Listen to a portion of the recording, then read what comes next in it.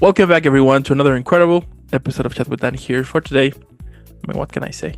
We're already having an incredible, super badass day because we have on the show the incredible, the amazing, the badass, the superstar, the legendary, and you know what? Screw it, even a superhero right now. Why not? You know, Katarina, how are you today? Hey, I'm great. How are you doing today? I'm doing fantastic. I mean, what better way to have an incredible, super badass day than to be chatting with someone as badass as you again? You know what I mean? Likewise. There you go. Now, if you are new to the channel, don't forget to leave a like, subscribe, follow, but also the description below. You're gonna find a lot of Katarina's social media. Let's follow her. By this point, you should know why she's super badass. In case you're not, you're probably gonna find out on this episode as well. Now, without further more, let's jump in. So, in our previous episode, we spoke about your career, what were some of the challenges, what motivates you, things like that. But, since 2025 is coming, it's basically like around the corner. New things are happening, all of that. I have a couple of questions to ask you. Now, the first one I have for you would be, as you know, this whole past year has been like a huge roller coaster for everyone, basically. So how was 2024 shape you, both personally and professionally? Yeah, that's a great question. Well, personally, and professionally, I guess I could kind of mesh the two. I completed a 2-year masterclass program in acting school, so it's called Company of Rogues. And I completed that in, I think I'd like to say June time, but I had my graduation ceremony in September. And so that was pretty gnarly because, I've only ever graduated high school, so it was the first program that I've ever graduated from, and it was kind of crazy to just be like thrown out into the wilderness. And so, yeah, that was awesome, but also scary at the same time.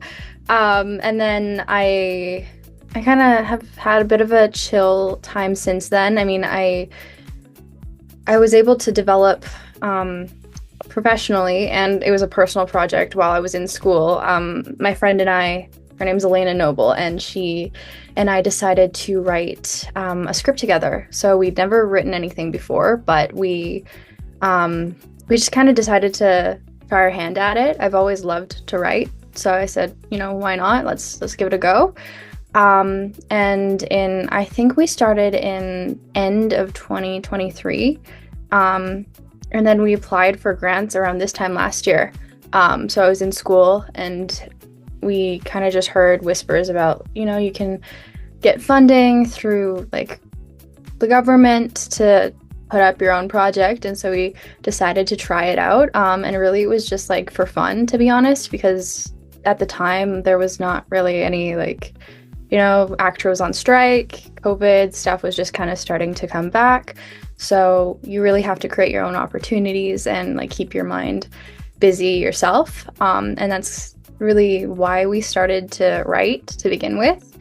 And it was really fun. Like I just had a blast doing it. And then when we got to the grant writing process as well, I just like tried a couple of things. It was almost like,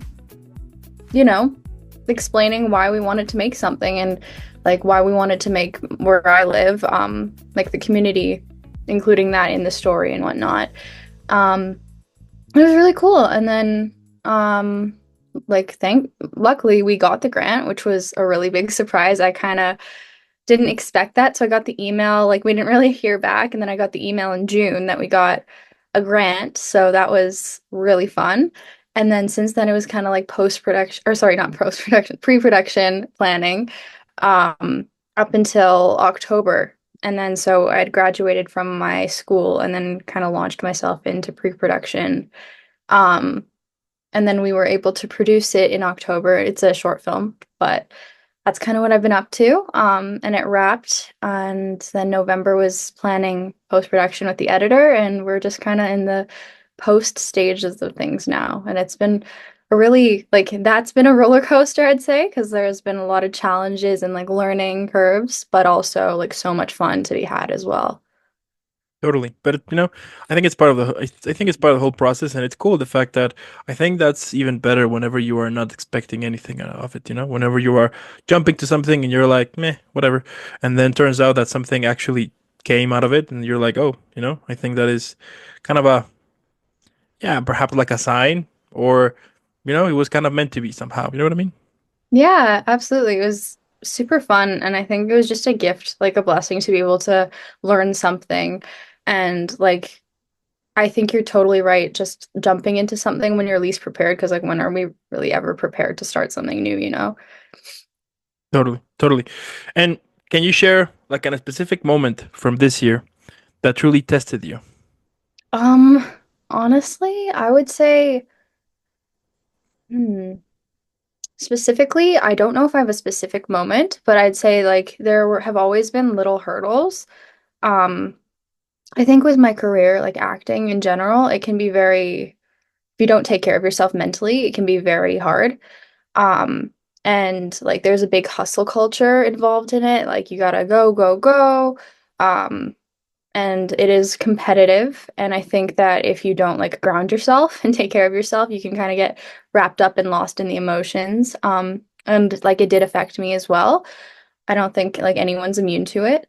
I think around summertime, I got very like overwhelmed by everything. And so like since then I've been able to kind of take a break, and I think breaks are always necessary, like reconnecting with other things that you like, that make you human, that make you happy, because then you can come back better and with more experiences. And the burnout, always, I think that there's like a way around it. But yeah, I think a challenge for me was just dealing with burnout and like how to come back from it.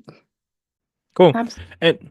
And the whole industry has faced so many shifts recently. So how have you adapted to these new changes, and what stood out most about this year's landscape? Yeah, honestly, I think everything's always changing. So I think it's just going into anything with the mindset that nothing's ever predictable, and that changes will always happen. And like for me personally, I think the biggest challenges and changes that came with this year was the fact that I had to face like graduating soon, and like what I was gonna do next, and this routine that I was used to was coming to an end. That was like a pretty big challenge, I would say. Um, and I think like me personally, I'm a person that thrives on routine, so it was a hard like what do I do? But I think it comes down to again like being okay and willing to accept that not everything's going to be like perfect. And like even just like being okay with not stagnant, but like being. I know that sounds weird, but like something will always come. And so it's okay to not always be like go, go, go all the time.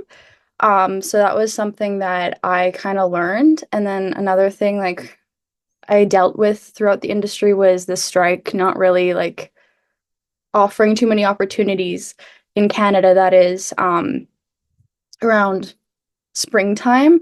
And so it was a hard time to deal with like my emotions as an artist, because I took it internally. I was like, oh, is there something wrong with me?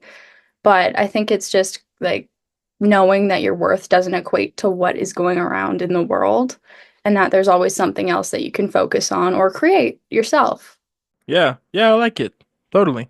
I mean, at the end, yeah, just the way it is. You can't things happen. I mean, I remember when yeah, when I started, COVID was still around. Yeah, when I started, COVID was around, and I remember well, most of all actors were either producing like their own stuff. They were writing their own projects, or they were participating in plays on Zoom. Like they were always trying to find a way to keep working at the same time, keep working on their craft while everything was basically shut down due to the whole COVID. So I get it that you always have to find a way to kind of continue to upgrading yourself somehow. Yeah, absolutely. I think Totally. like just walking with a positive mindset, and like obviously false positivity is different, but like just being positive about yourself and like knowing that the right thing will always click and come for you. Looking back at your journey, how do you feel you have evolved as an actor compared to where you started? Ooh, that's a great question. I think honestly I've just become more confident in myself. When I started off, it was scary, and I think it is for like anyone entering the industry. I didn't really know much. I didn't know many people, and it's kind of like entering like a new school. And you're like, oh, like this is so new and exciting, but also scary at the same time. And I think I just kind of grew into like the individual and artist that I can say I'm proud of.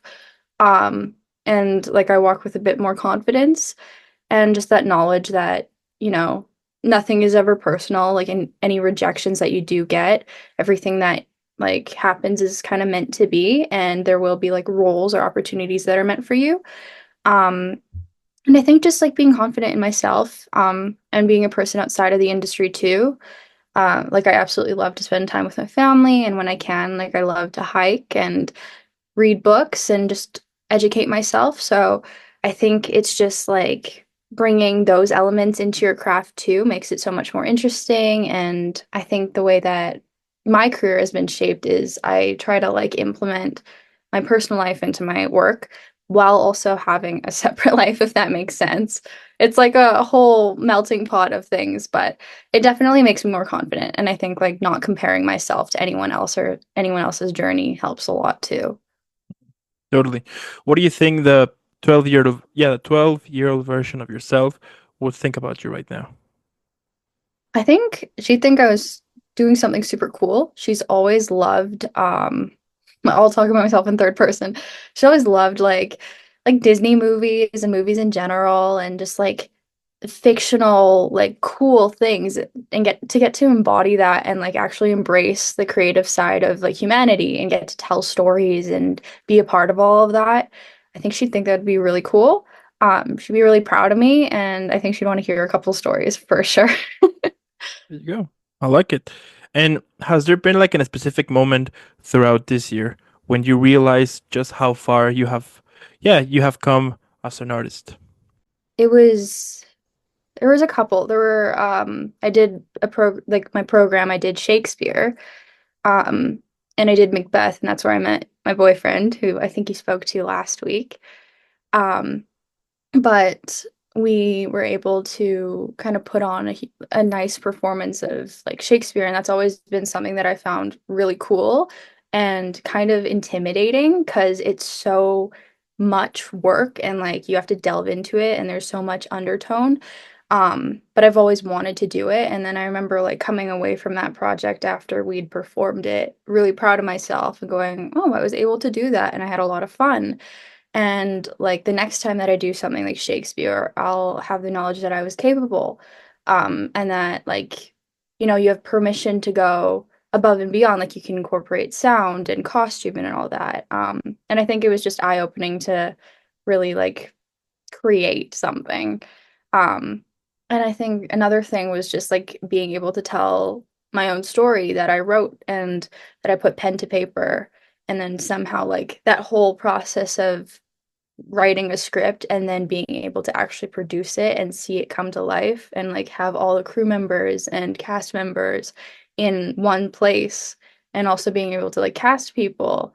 Um, it was a really cool out of body experience, I think, being able to be like, oh, okay, I created this. Like I'm part of something that's happening in like a collaboration. And I think that's a really cool thing. Totally. Totally. Okay. And like how do you recharge or find inspiration when you're feeling creatively drained? Yeah. Honestly, I just like to spend time with people. My best friend, my boyfriend, like kind of remembering what I like to do outside of everything. I have been listening to vinyl records recently. Um, just finding new ways to like still be creative, but be myself and like recharge outside of acting, I think is really important. And then when it comes to acting, I think you can also recharge while doing like acting, but you don't always have to be like, okay, I have to be perfect.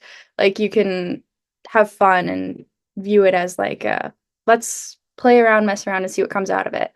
Um, I remember in the course, like I had 5 classes all at once and it was hard to keep up with. But I think like avoiding the burnout if I could redo it again, I would probably just tell myself it's okay to breathe and like do things outside of classes, but also like don't take it too seriously. Like remember to actually have fun because that's what it's about. Like of course you want to learn and study and write down notes and be like the best you can be, but I think it's important to remember like it's okay to goof off and have a good time. Totally. I mean, that's just the way it is. You know, you can. It's okay for you to have fun, right? It's okay for you to, yeah, have a good time. You know, you don't necessarily have to be all. What's the word that I'm looking? Um, like 100% on this kind of serious mentality. You can be throwing a joke here and there and keep focus and just have fun, and eventually everything will be done. You know what I mean? Absolutely. Like a little healthy balance, I think. Totally, totally. And you know, during yeah, throughout the whole 2024, tell me, what have you learned about resilience this year? And how will you carry those lessons or moments that help you about that throughout 2025? Um, that's a great question. I think resilience embodies itself in like a lot of things. I know a lot of resilient people. I'm very fortunate to have like role models in my life that quite literally define that word. Like my father, my partner, my best friend, they've all gone through really serious things. Like my dad especially, he's gone through like medical issues, and so I've had the opportunity to like see how they come back from that and like be there for someone when they're going through something really difficult. And so like I'm constantly reminded how grateful I should be and like how I'm thankful for my life and the opportunities that I've had. And I think like resilience for me means at the moment just being okay with the ebb and flow of life and like whatever comes my way, I can deal with it because I know that I have so many strong people that would support me and that I've seen go through things and come back better than ever.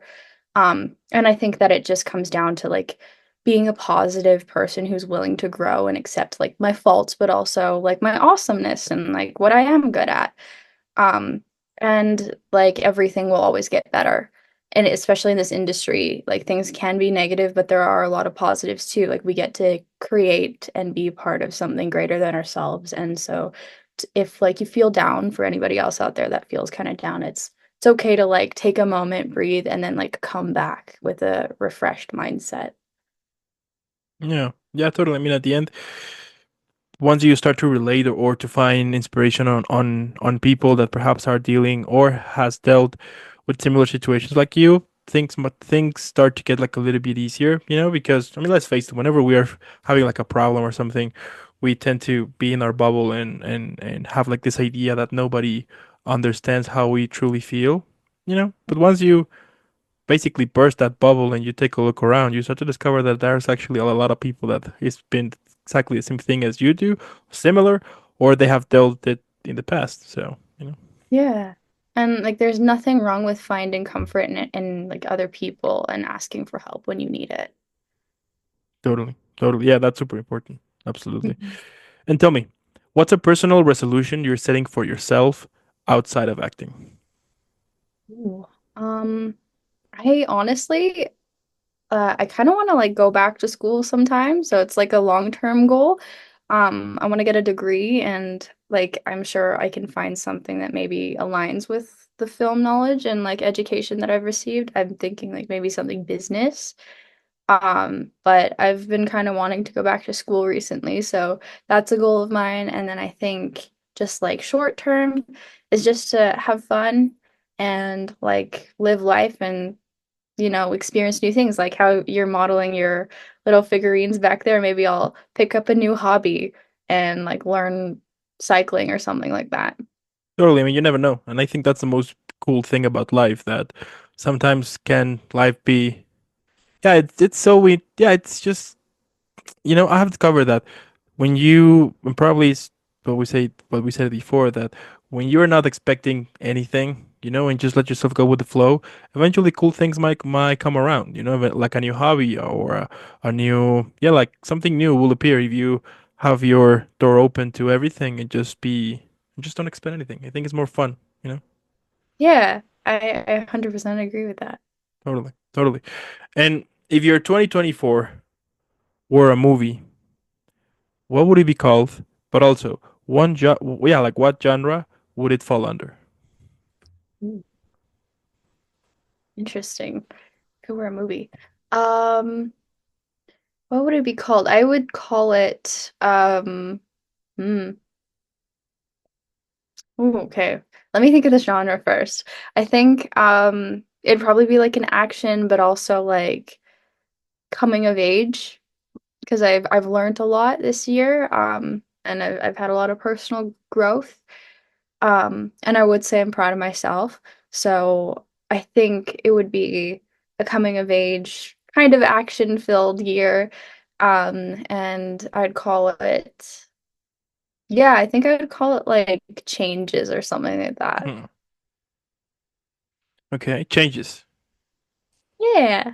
I like it. Changes rated R. Rated R. Yeah, exactly. Don't watch it. It's horror filled too.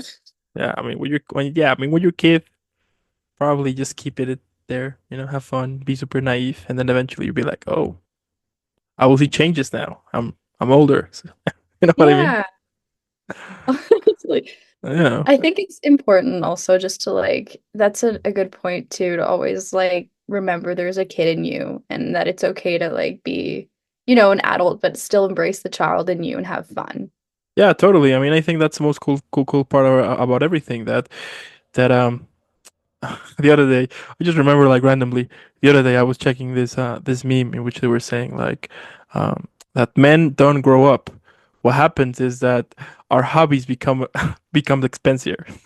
You know what I mean? And somehow it's true because you never we just don't. I mean, yeah, sure, you will grow up, you will have to, you enter into the whole adulthood world and pay bills, taxes, all of that thing and whatever. But at the same time, you have to. Yeah, I mean, I'm a true believer that you need to be connected with your inner child sometimes. Especially when you're doing something interesting or something that you actually enjoy. Let the kid inside you have fun. Because if you just try to become into this, if you assume your adulthood like 100% and don't actually have fun and become kind of a serious person, you know, I think life kind of will become great for you and you will not be enjoying stuff. You know what I mean? Yeah, I think it's awesome to have a laugh and to like not take yourself so seriously. And it definitely Totally. translates. I think like it just makes life easier if, you know, we embrace our inner child. Absolutely, absolutely, and it's just the way it is, it's nothing to be ashamed of or things like that. It's just something, it's just it you kind of have to be connected to it. Life will be like a lot easier and more colorful sometimes, and I think whenever you're having those moments in which you can kind of connect with your inner child to do something, I think it's when life somehow becomes happier, or at least you kind of disconnect a little bit from the whole uh, drama that comes when you're an adult and things like that. The stress of paying Mhm. bills and salaries and all of that thing. Yeah, 100%. Totally. And if you could sum up your whole 2024, but in a single word, what would it be? Single word. Awesome. Awesome. Okay. Awesome. I'd say awesome. Yeah, it's been awesome. Like, it's been challenging, but overall, I think the benefits that have come out of my life this year have been like they've outweighed the challenges, and I've been able to like learn from them. So I'd say my life's been pretty awesome. I'll take it. I'll take it. Yeah. And, you know, Christmas is coming, New Year is coming as well. So what do you usually do for Christmas? You know what? Like, what is your regular kind of routine or yeah, like, what is your thing on Christmas?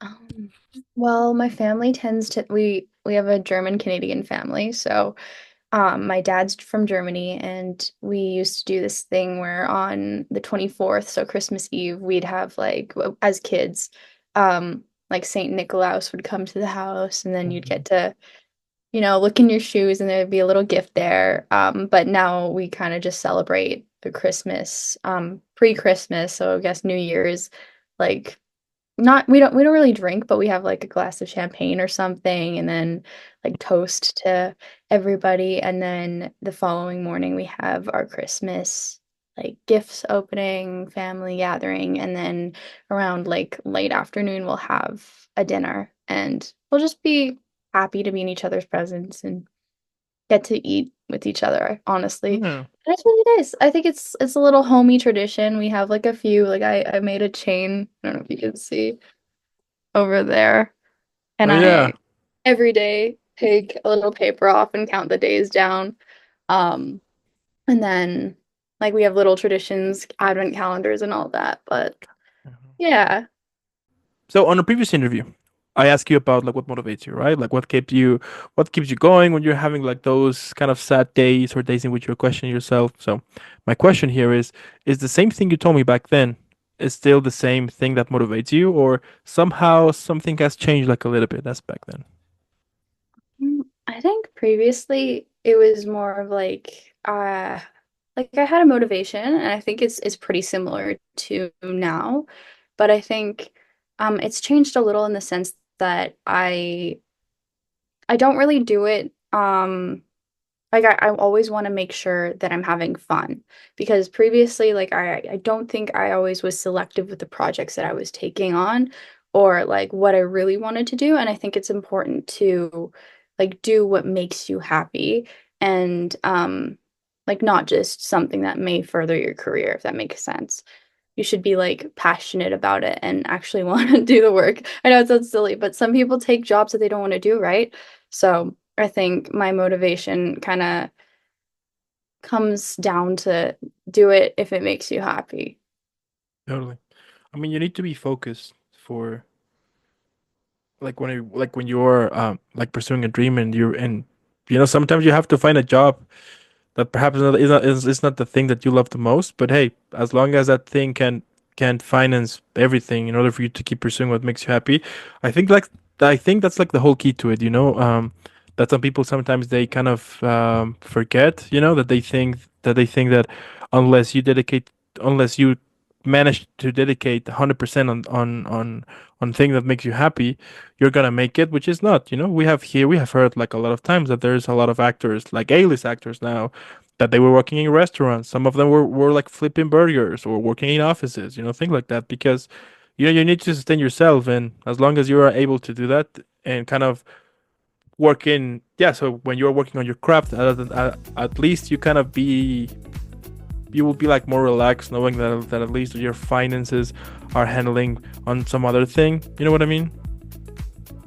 Yeah, Yeah. absolutely. I So think yeah, you're totally right in the sense that like I also have a day job and I enjoy it. I'm really lucky that I enjoy it, but I think as long as, yeah, if you're able to finance and be happy with like your outside life too, like you said, then that's what's important is if you're actually able to enjoy life outside of work too. totally, because then you're gonna look needy. Nobody Yeah, likes, nobody likes when you look needy people or things like that. So yeah. agreed. And I mean, at the end, what can I say? I love the fact that you are keep doing what makes you happy, that you are pushing it, that you're working hard, that you have incredible people backing you up and everything. That is super cool. That is super badass, And I'm super sure that 2025 is going to be an incredible epic year for you, because I do think that great things come to those who are honest with what they're doing, And as cliche and whatever as it may sound, the whole do what makes you happy. We know that it's a pain in the butt, but sometimes, but you're doing it, you're making it happen, and that's pretty cool. So Yeah, thank you so much. I appreciate it. And like likewise, you're doing awesome work and like it's so cool that you get to do this as well. So I appreciate you and getting to speak with you as well. there you go. I also want to thank those who stayed the whole episode. Let us know what you think in the comments below. Also, in the description below, you're gonna find all of Katarina's social media. As I said, by this point, you should know why she's super badass. So let's keep continuing making her viral. Hashtag Team Katarina. Let's follow her. Let's share some love. And again, thank you so much for making this happen. Have an incredible upcoming Christmas, New Year. Keep rocking, keep kicking ass, and I'll be seeing you in the next one. Yeah, kick ass. All right.